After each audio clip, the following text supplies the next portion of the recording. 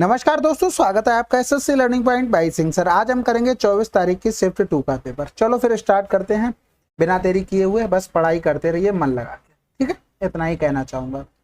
एक बेईमान दुकानदार बाजरे को 20 रुपए प्रति केजी के भाव पर बेचता है, जिसे उसने 16 के भाव से खरीदा था और 1000 ग्राम के बदले 800 ग्राम दे रहा है। उसका वास्तविक लाभ क्या है? देखो ऐसे कैसे करते हैं, ऊपर जो भी लिखेंगे वो ग्राहक की चीजें होंगी, जो भी नीचे होगा वो दुकानदार होगा या बेईमान दुकानदार होगा, ठीक है। अब क्या था कि 20 रुपए के भाव से बेचता है, यानी कि बेचा किसको? ग्राहक को। अपने पास से कितने खर्च किए उस पे? 16 रुपए। अब ग्राहक से कितने के पैसे लिए? 1000 ग्राम के, लेकिन अपने पास से कितनी चीज दी? 800 ग्राम। बस इतना लिख लिया, आपका सवाल हो गया। 4 पंजे 20 हो गया, 4 चौकू 16 हो गया, इधर 2 पंजे 10 हो गया, इधर 2 चौकू 8, यानी कि 25 बटे में 16 आ गया। यानी कि 16 की चीज ग्राहक को 25 की चिपका दी उसने। 9 रुपया का प्रॉफिट ले लिया, किससे? 16 से। गुणा कर दो यहाँ पर 100, ऐसे ही कर दो। अब यहाँ पर करेंगे 16 पंजे 80 हो जाएगा, 80 हुआ तो 10 बचा, फिर 16 छक्का 96। जैसे ही 5 6 मिला, ऑप्शन देखो, आंसर लगाओ, आगे बढ़ो। अगला सवाल, दो उम्मीदवार के बीच हुए एक चुनाव में मतदाता सूची के 10% मतदाताओं ने अपना मत नहीं डाला, जबकि डाले गए मतों में से 10% मत अवैध पाए गए। जीतने वाले उम्मीदवार को वैध मतों के 56% मत प्राप्त हुए और वह इतने मतों के अंतर से चुनाव जीत गया। मतदाता सूची में नामांकित मतदाताओं की कुल संख्या क्या है? अब हमें यहाँ पर देखो, मतदाता सूची में नामांकित निकालने, तो हमने मान लिया x, ठीक है। 10% ने वोट नहीं डाला, यानी कि इसमें से 90% लोगों ने वोट डाला, जबकि डाले गए मतों में से 10% मत अवैध थे, यानी कि इसमें से टोटल में से 10% अवैध हो गए, तो 90% वैध वोट बचे, बिल्कुल बचे। अब यहाँ पर देखो, कह रहा था वैध मतों के 56% मत प्राप्त हुए और वो इतने से हार गया। अब इसको देखो अलग से समझना, इन सबको अगर हम 100 मान लेते तो जीतने वाले को अगर 56 प्राप्त हुए तो हारने वाले को 44 प्राप्त हुए होंगे। अब इनमें हारा जीती कितने से हुई होगी? 12% से हुई होगी। तो वही हम यहाँ पर कर देते हैं, जैसे ये 12% निकला है, ये टोटल का हम यहाँ पर क्या करेंगे? 12% कर देंगे, क्योंकि हमको क्या दिया गया था? अंतर दिया गया था, वो तो 1458 था। तो यहाँ पर कर लेंगे, 2 छक्के 12 हो गया, 2 पंजे में 10 हो गया। अब 6 से कट जाएगा, देखते हैं भैया कटता है कि नहीं कटता। 6 दूनी 12 हो गया, 2 बचा, 6 चौक 24, 6 तियां 18 हो गया। अब यहाँ पर जब इसको फर्दर आगे सॉल्व करेंगे तो x इंटू में, पहले तो ये हटा दो, 2 जीरो चले गए, फिर 9 गुणे में 9 बटे में हो गया 100, बराबर में हो गया 243 इंटू में 50। तो 4 3 7 2 9, 9 से कट जाएगा तो 9 दूनी 18, 9 सत्ते 63, 9 तियां 27 हो गया। अब यहाँ पर आपको दिख गया होगा, 5 तियां 15 कर देंगे और 3 जीरो चिपका दो, आंसर। अगला सवाल, आरती 10 घंटे में 85 पेज टाइप करती है। आरती और बीना मिलकर 40 घंटे में 500 पेज टाइप करती है। बीना 40 पेज टाइप करने में कितना समय लगाएगी? अब यहाँ पर देखना, आरती 1 घंटे में कितने पेज टाइप करेगी? 8.5 पेज टाइप करेगी। और आरती और बीना 1 घंटे में कितना टाइप करेगी? 50 बटे में 4 कर लो, ठीक है।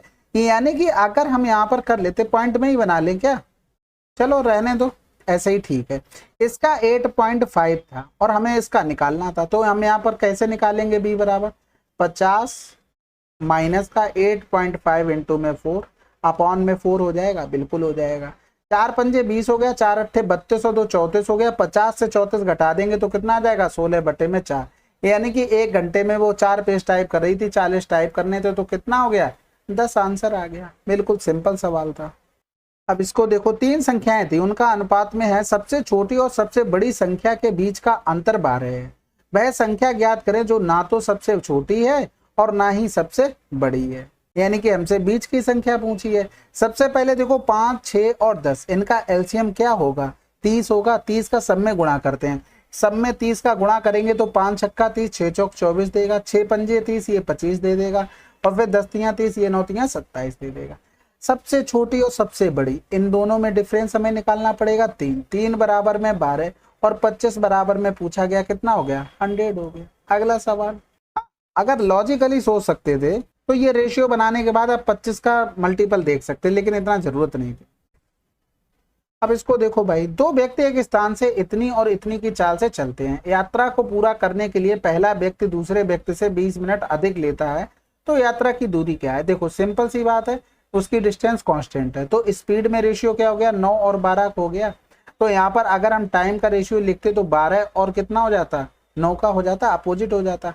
हमारे हिसाब से टाइम में डिफरेंस 3 का है। क्वेश्चन में 20 मिनट दिया गया, क्या दिया गया था, मिनट, इसको घंटे में बना लेते हैं, इतने घंटे हो गए। अब हमें डिस्टेंस निकालनी, तो डिस्टेंस बराबर क्या होता है, एस इंटू में टी होता है। तो वही चीज तो हमको करनी थी, एस इंटू टी, चाहे आप इससे निकाल लो चाहे इससे, डिस्टेंस तो दोनों जगह समान है। तो 12 ने में 108 हो जाएगा, यानी कि 12 गुणे में 9 का मान हमें निकालना था। तो 1/3 हो गया, क्योंकि ये 20 3 60 हो जाएगा। और नीचे एक और 3 आ जाएगा, कौन सा वाला है ये, गुणे में हो जाएगा 12 गुणे में 9। तो 3 3 9 से 9 कैंसिल, आंसर आ गया 12 किलोमीटर। अगला सवाल, एक निश्चित कार्य को बी और सी द्वारा मिलकर पूरा किए जाने में लगे दिनों की संख्या से इतना गुने दिनों में कर सकता है। यदि ए और बी मिलकर उक्त कार्य को 30 दिनों में कर सकते हैं और सी अकेले उसे 120 दिन में कर सकता है, तो बी इस कार्य को अकेले कितने दिनों में कर सकता है।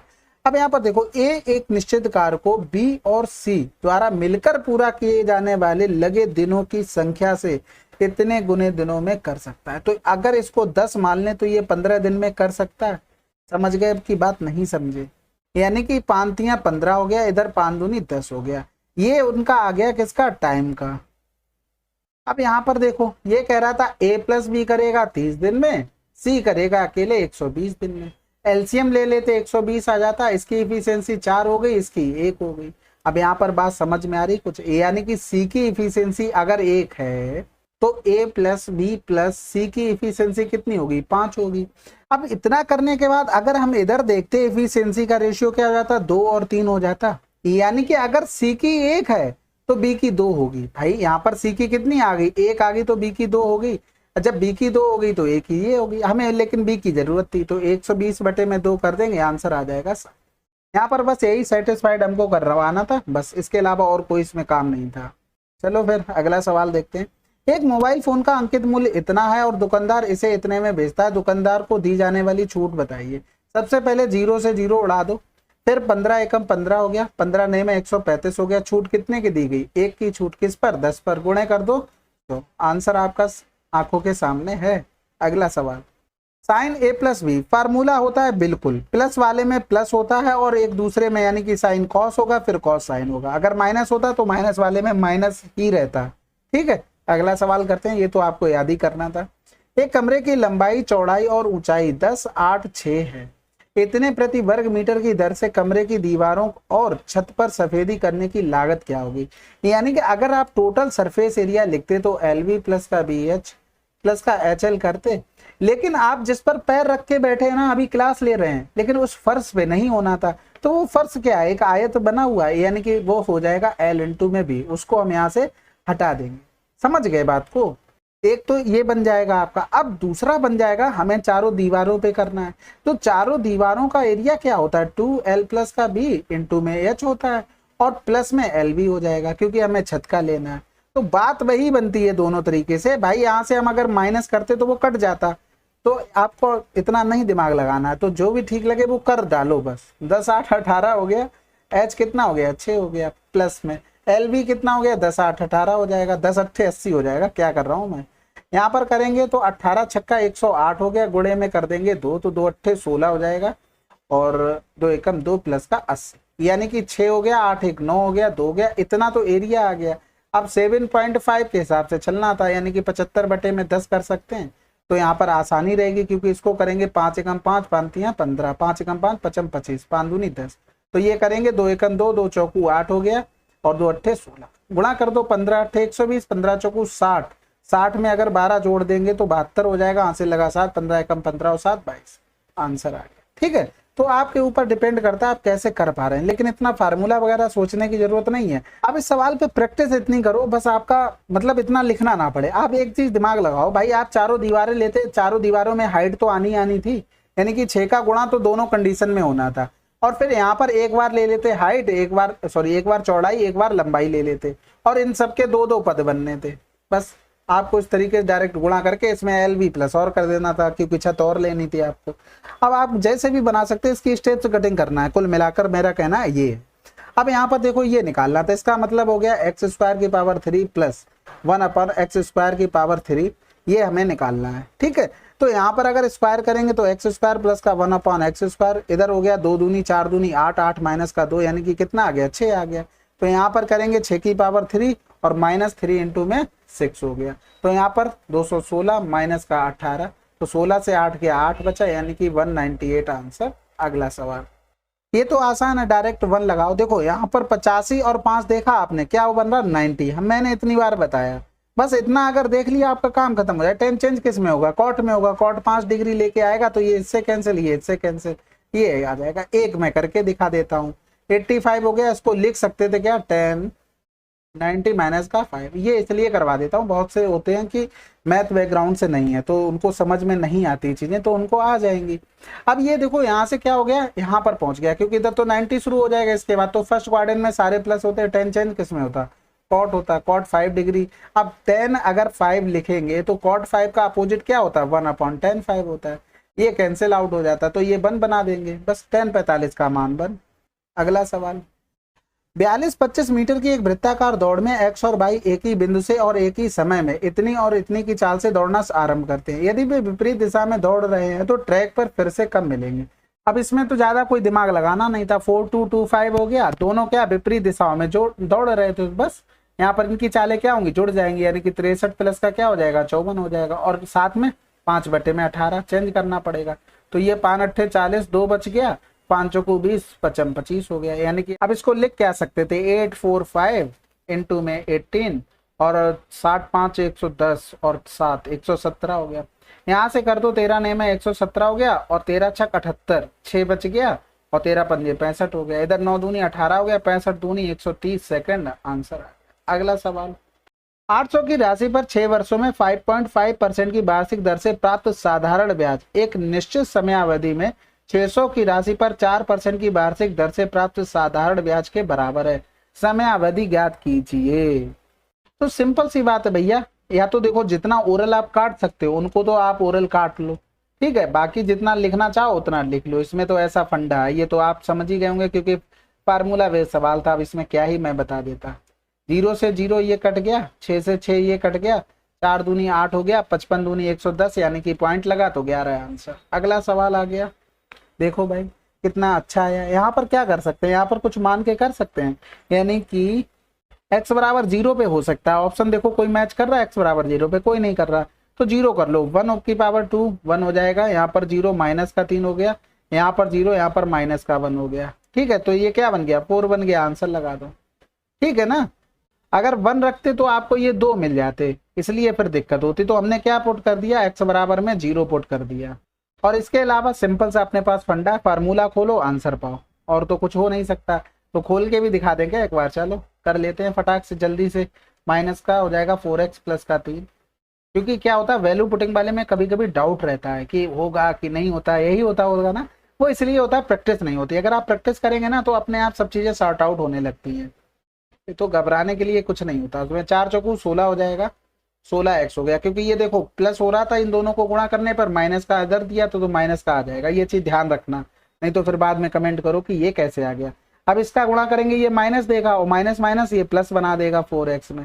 फिर यहाँ से किया ये प्लस का 4 तियां 12 बना देगा, 4 तियां 12 तो माइनस का 12x हो जाएगा। फिर इधर गुणा करेंगे तो माइनस माइनस ये प्लस का 3 बना देगा। अब यहाँ पर देखना क्या क्या कट रहा है, यानी कि ये 4x है, 8 4 12 ये चला गया इससे, और यहाँ पर स्क्वायर लगा लो क्योंकि 4x स्क्वायर था ये इससे, और 3 1 बचा है 4 आंसर। अगला सवाल, एक पाइप किसी टंकी को 30 घंटे में भर सकता है, तली में रिसाव होने के कारण 50 घंटे में भरती है। पूरी तरह से भरी टंकी को खाली करने में रिसाव कितना समय लेगा। तो सिंपल सी बात है भैया, 50 गुणे में 30 और 50 से 30 डिफरेंस 20 कर देंगे, यहाँ से करेंगे तो ये 0, इधर करेंगे तो ये 25 हो गया, 75 आंसर। अब इसमें मैंने कुछ नया थोड़ी नहीं किया। अब जैसे मान लो ये भरने वाला पाइप है, ठीक है, अब यहाँ पर चल रहे थे दोनों, एक भरने वाला भी चल रहा था और ये तुम्हारा कौन सा था, बी था, बी मान लो खाली करने वाला। ये 50 घंटे लग रहे थे, यहाँ पर लग रहे थे 30। हमने एलसीएम ले लिया 50 गुणे में 30, तो इनकी इफिशियंसी 50 हो गई, इनकी इफिशियंसी 30 हो गई। अब ए की 50 है तो ए में से क्या घटाएं कि 30 बन जाएगी, यानी कि बी को हमें भी 20 रखना पड़ेगा तभी तो बनेगा। तो वही तो हमने डायरेक्ट यहाँ पर भाग कर दिया। तो इसमें अब कैसे कर दिया मैंने, बस कुछ नहीं, प्रैक्टिस है, बेसिक से ही किया है, पूरा इसी से किया है। तभी मैं कहता हूं आपको ऐसा नहीं होना चाहिए, क्वेश्चन देखा प्रैक्टिस कर रहे हैं कि हाँ कर लेंगे कर लेंगे कर लेंगे, नहीं, आप कर लोगे तो ये देखो ओरल कितना कर पा रहे हैं, उसको थोड़ा सोचने का डेवलप करो बस। 2 3 5 6 9 18 से विभाजित सबसे छोटी संख्या ज्ञात कीजिए जो एक पूर्ण वर्ग है। भैया ये ऑप्शन हमें किस लिए दे रखे हैं, आपने तो बिल्कुल काम आसान कर दिया। ये हो नहीं सकता क्योंकि 5 के होने के लिए लास्ट में 0 और 5 होना बहुत जरूरी है। ठीक है, अब इससे छोटा कौन सा है, 400 है। अब 400 ये 9 से डिवाइड हो जाएगा, ये 9 से डिवाइड नहीं होगा। अब हमारे पास 900 आ गया, ये किसी ऐसा कोई नंबर नहीं दिया जिससे डिवाइड ना हो जाए, तो आंसर लगा देंगे। ऑप्शन से चेक करना था इसको। तो 15 सेंटीमीटर 13 सेंटीमीटर त्रिज्या वाले दो वृत्तों की उभयनिष्ठ जीवा की लंबाई कितनी होगी जिनके केंद्र के बीच की दूरी कितनी है। अब यहाँ पर देखो ये एक आपको सर्किल दिया था, क्या दिया था, सर्किल। अब यहाँ से इसकी दूरी थी ये 15 सेंटीमीटर, लेकिन उनके केंद्रों के बीच की दूरी 14 थी, यानी कि वो कहीं ना कहीं केंद्र इसके बीच ही में रहा होगा, समझ गए, यानी कि दोनों के केंद्र यही तो रहे होंगे। तो ये कितना हो जाएगा, ये यहाँ से यहाँ तक लेके 14 हो। लेकिन छोटे वाले वृत्त की आपको पता है कि रेडियस कितनी थी, 13 सेंटीमीटर थी। तो ये जो छोटा वाला वृत्त जा रहा होगा वो कहाँ से जा रहा होगा, वो इस तरीके से कहीं जा रहा होगा। ठीक है, क्यों जा रहा होगा, क्योंकि उसकी रेडियस क्या थी, 13 सेंटीमीटर थी। तो यहाँ से यहाँ तक कितनी थी, 13 सेंटीमीटर, समझ गए। अब यहाँ पर देखो इसकी एक उभयनिष्ठ जीवा रही होगी। अभी देखो चित्र, इसमें तो जो कुछ कर रहा हूँ मुझे करने दो, मैं अलग से अभी बना दूंगा। ठीक है, यहाँ से इसको मिलाएंगे तो ये क्या हो गई, उभयनिष्ठ जीवा हो गई दोनों वृत्तों की, यानी कि यहाँ से इसको मिलाते ये क्या हो गया, ये 15 हो गया। यहाँ से इसको मिलाए तो ये क्या हो गया, ये 13 हो गया। अब समझने की कोशिश करना, ये इस तरीके से बना हुआ, ये उभयनिष्ठ जीवा हो गई, इधर मिलाया तो ये 15 हो गया, इधर मिलाया तो ये 13 हो गया, और फिर यहाँ पर इनके बीच की दूरी कितनी हो गई, 14 हो गई। ठीक है, अब यहाँ पर आप क्या कर सकते थे, आप दो तरीके से कर सकते थे। एक तो देखो जो बेसिक है वहां से, एक हिट एंड ट्रायल से, क्योंकि हमने ऑप्शन जैसे ही देखे तो हमें ये पता लग गया कि पॉइंट वगैरह में कुछ नहीं, हम नॉर्मल अपना आंसर निकाल सकते हैं। अब हमें यहाँ पर सबसे पहले लिखा 5 12 13, तो हमने 5 लिखा, इसको 12 लिखा, तो 12 दूनी 24 भी हो रहा, थोड़ी सी आस हमको जग गई। अब यहाँ पर जब ये 5 हो गया तो इसको 9 होना चाहिए था, तो 9 5 14 हो गया। अब 9 12 15 ये भी ट्रिपलेट हमें मिल गया, यानी कि हमारा सेटिस्फाइड हो गया। अब ये 12 जो डिस्टेंस आई है वो यहाँ से यहाँ तक की 12 है, तो यहाँ पर अगर टोटल निकालोगे तो कितनी आ जाएगी, ये 24 आ जाएगी। तो इस तरीके से आंसर आपका आ जाएगा। वरना क्या होगा, एक तरफ x मानो, एक तरफ 14 - x मानो, फिर दोनों को लगाते रहो आराम से। ठीक है, ये हो गया। अब यहाँ पर एक चीज हम छोटी सी और बताते हैं, हमेशा याद रखना, ये भुजा मिट गई थोड़ा, इसको भी डाल दें। ठीक है, अब हम जो चीज बता रहे हैं वो भी बहुत ध्यान से सुनना। एक चीज हमेशा याद रखना, अगर आपको 13 14 और 15 अगर भुजा दे दी जाए तो उनका एरिया हमेशा 84 होता है। ये आप गांठ बांधकर कहीं नोट कर लो, इस पर सवाल पूछे जाते हैं। अब हमने ये ले लिया ABC, ठीक है, यहाँ पर ये ले लिया D। अगर हमने कोई सेंटर से किसी जीवा पर अगर कोई लाइन खींचते हैं तो वो परपेंडिकुलर होती है और क्या करती है, 2 भागों में विभाजित करती है। तो हम त्रिभुज ABC में अगर हम करते तो इसका एक बार एरिया हम 84 लिखते, एक बार हम एरिया लिख लेते 1/2, और यहाँ पर AD इंटू में बेस, बेस का मतलब BC हो गया। अब BC का मान हमें कितना पता था, 14 पता था, यानी कि यहाँ से हम कितना सॉल्यूशन कर सकते थे, बहुत बढ़िया से, यानी कि 14 छंग 84 हो गया। तो AD बराबर कितना आ गया, 6 दूनी में 12 आ गया। अब जब 12 आ गया AD का 2 गुना कर देंगे, क्योंकि जीवा 2 भागों में बट रही थी, तो 12 गुणे में 2 24, यहाँ से भी आंसर आ गया। तो ये चीजें छोटी छोटी होती हैं, आप याद कर सकते हैं उनको, अच्छे से उसको सॉल्व कर सकते हैं। चलो फिर अगला सवाल करते हैं। P और Q मिलकर एक कार्य को 6 दिनों में पूरा कर सकते हैं। P अकेले 18 दिनों में कर सकता है। Q को कार्य पूरा करने में कितने दिनों की आवश्यकता हो, बताओ। इससे आसान सवाल आप लोगों को मिल नहीं सकता है। आंसर आ गया 9। अब यहाँ पर भी वही चीज है, P प्लस Q कर रहा था मान लो 6 दिन में, मान क्या लो दिया है, P कर रहा था 18 दिन में, हमने इनका एलसीएम ले लिया 18 गुणे में 6, इसकी इफिशियंसी 18 हो गई, इसकी इफिशियंसी 6 हो गई। अब यहाँ पर देखो, अगर P की इफिशियंसी 6 है तो Q की कितनी होगी, 12 हो गई। अब यही चीज आप डायरेक्ट अगर घटा के कर लेते तो क्या दिक्कत थी, कोई दिक्कत थी, कोई दिक्कत नहीं थी। अगला सवाल करते हैं। अब यहाँ पर बताओ, इससे आसान सवाल आपको कोई दे नहीं सकता है। चलो फिर भैया, कितने विद्यार्थियों ने 20 से कम अंक प्राप्त किए, ये तो इतना भी आसान हो गया। चलो अगला सवाल करते हैं। स्कूल Q और R को मिलाकर कक्षा 9 में पढ़ने वाले छात्रों और स्कूल S और T को मिलाकर कक्षा 6 में पढ़ने वाले छात्रों का संबंधित अनुपात होगा। Q ले लो भाई और R ले लो। अब 9th क्लास में पहुंचेंगे तो ये रहा, यानी कि 157 और आपका एक फेवरेट नंबर 143। अब पहुंचते हैं S में और T में। इसमें कौन से क्लास के हैं? 6 क्लास के, यानी कि 142 144, यानी कि 142 144। अब इनको जोड़ देंगे तो 4 2 6, 4 4 8 हो गया, यहाँ पर 2 हो गया, 7 3 10 हो गया, यहाँ पर भी 0 हो गया, यहाँ पर 3 हो गया। तो यहाँ पर काटेंगे तो ये 150 हो गया, इधर काटेंगे 2 एकम 2, 2 चौकू 8, 2 3 6। अगला सवाल। अब ये देखो फिर से वही चीज आ गई। यहाँ पर एक चीज याद रखना, आप क्या याद रखेंगे? कोसेक थीटा प्लस का कॉट थीटा बराबर में अगर आपको m दिया हो तो कोसेक थीटा माइनस का कॉट थीटा बराबर में 1/m होता है। और ऐसा ही चलता है, सेक थीटा प्लस का टेन थीटा बराबर m दिया हो तो सेक थीटा माइनस का टेन थीटा 1/m होगा। ये चीज आपको याद रखनी है। तो अब हम इन दोनों को क्या करते हैं? जोड़ लेते हैं। जोड़ेंगे तो ये क्या बन गया? 2 कोसेक थीटा और इधर बन जाएगा m² प्लस का 1/m बन गया। यानी कि हम लिख सकते हैं कोसेक थीटा बराबर में m² प्लस का 1/m। अब यहाँ पर कोसेक थीटा होता 2m करो, यहाँ पर कोसेक थीटा होता क्या है? कर्ड बटे में लंब होता है। तो ये अगर थीटा हो गया तो ये m² प्लस का 1 हो गया, ये 2m हो गया और यहाँ पर हो गया आपका m² माइनस का 1। अब ये कहेंगे कैसे लिख दिया? पहले तो मुझे याद है, अगर नहीं भी याद होता तो हमने यहाँ पर क्या किया? m बराबर 2 पुट कर दिया तो ये कितना बना दिया? 4। ये 2 दूनी 4 में से एक गया, 3 बना दिया। 2 2 दूनी 4 और 1 5 बना दिया। समझ गए? इसलिए ये ट्रिपलेट होता है, ये याद कर लो या तो, या आप ऐसे वैल्यू पुटिंग करके देख लो। अब हमें क्या देखना है? Cos theta. कॉस थीटा क्या होता है? आधार बटे आधार क्या था? m² माइनस का 1 और फिर आ जाता m² प्लस का 1। क्यों कॉस थीटा ही बराबर देखा? क्योंकि मैंने देख लिया ऑप्शन में पूछा गया, सॉरी ऑप्शन कह रहे, सवाल में पूछा गया m² minus 1 upon m² plus का 1। तो m² 1 आधार पे आ रहा था और m² प्लस 1 कर्ड पे आ रहा था, तो वो कॉस थीटा में होता है सिर्फ। तो आपको सिर्फ जैसे ही ट्रायंगल आप बनाते आप आंसर लगा देते। अगला सवाल करते हैं। अच्छा हाँ, इसको एक तरीके से और भी कर सकते हैं। चलो देखो हम वो भी बता दें, ध्यान आ गया तो। यहाँ पर आप ऐसे भी कर सकते हो, इसको मान लेते, जैसे जो ट्रायंगल यहाँ पर आया आप पहले से ही मान लेते ये थीटा हो गया।